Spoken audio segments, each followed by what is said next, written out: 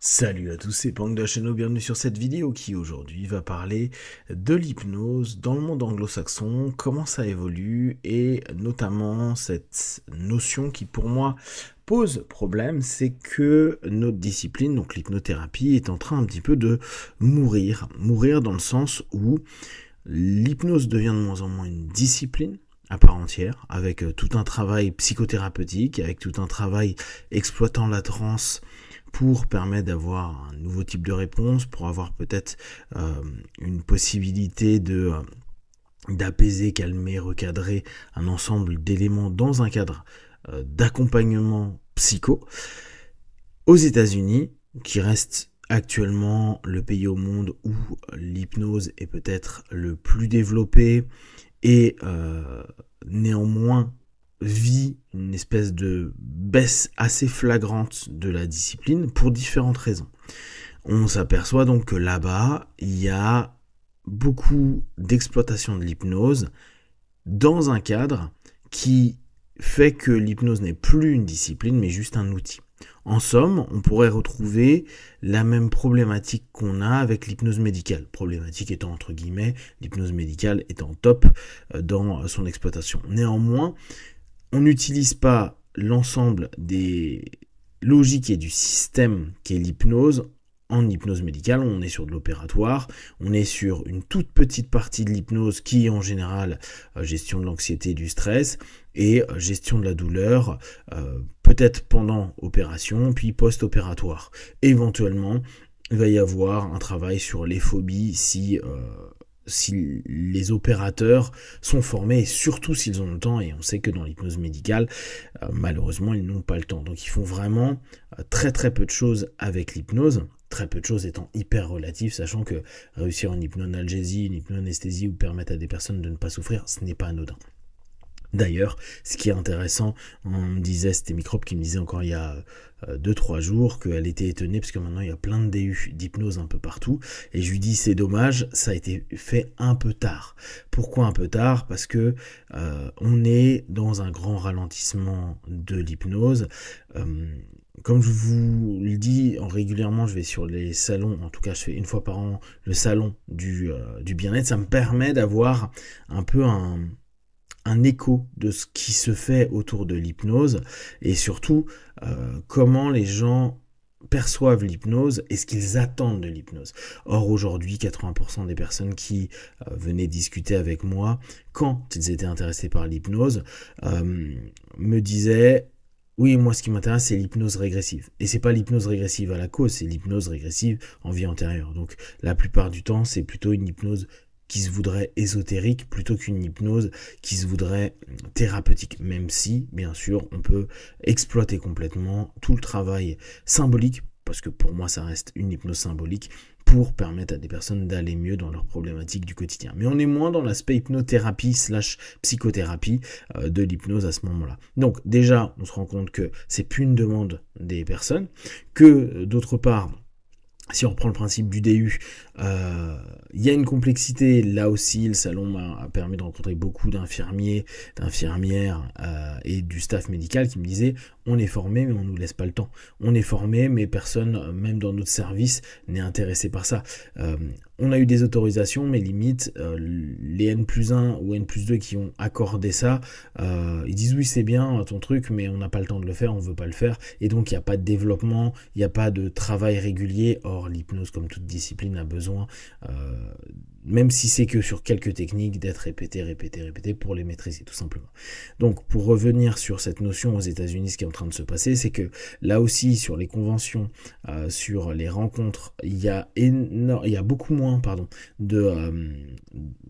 population qui y vont. Alors certes, il y a aussi le fait que maintenant que les gens sont habitués online, ils préfèrent online. Ce qui est très marquant, c'est que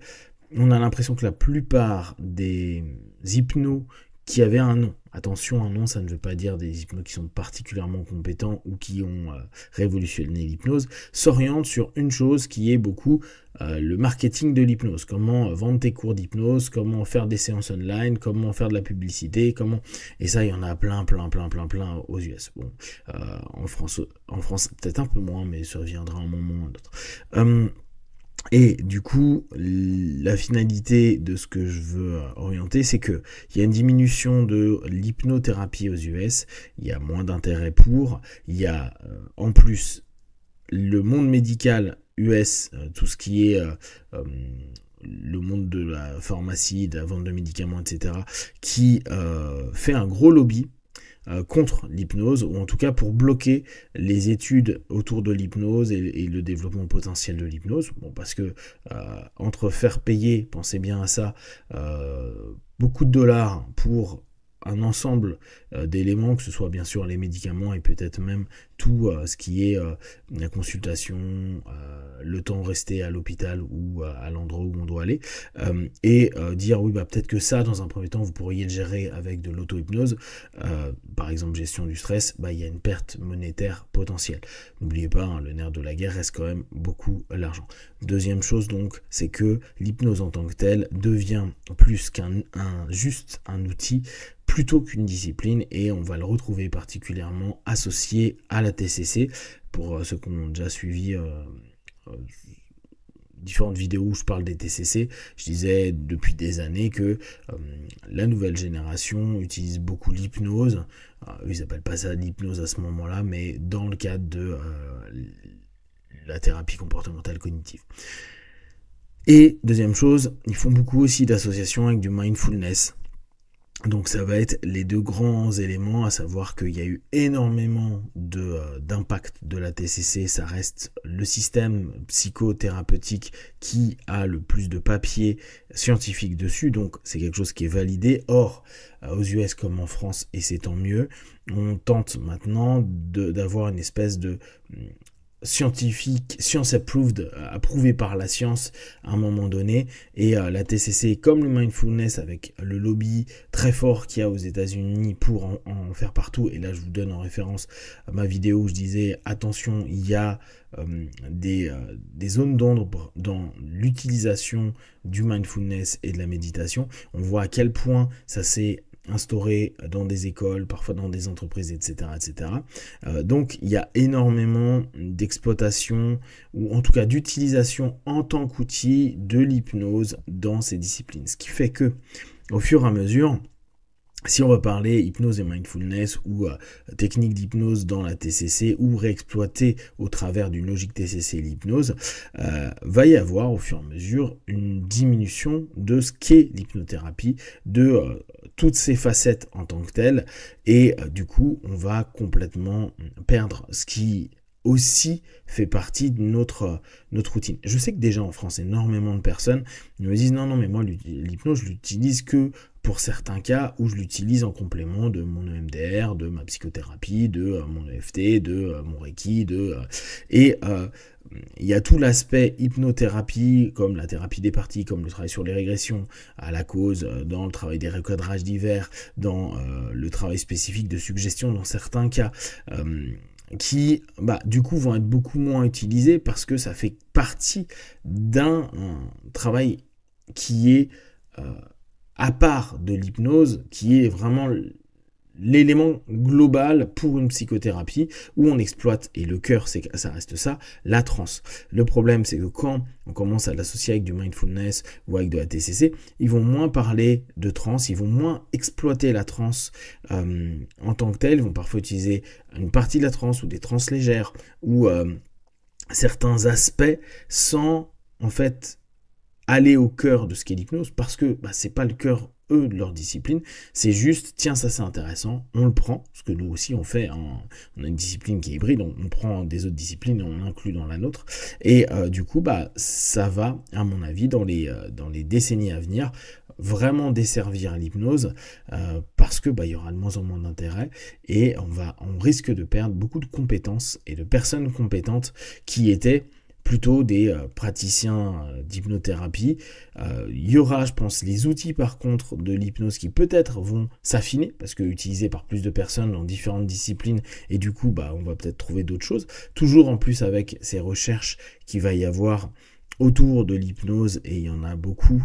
qui sont faites pour mieux comprendre, donc ça va être associé souvent aux neurosciences, donc du coup on va peut-être optimiser certains outils, mais je pense que la notion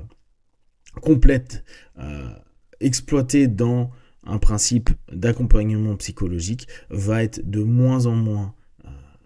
exploité, donc on va certainement perdre et de la technique, et de la souplesse, et de la qualité, et tout simplement la discipline va certainement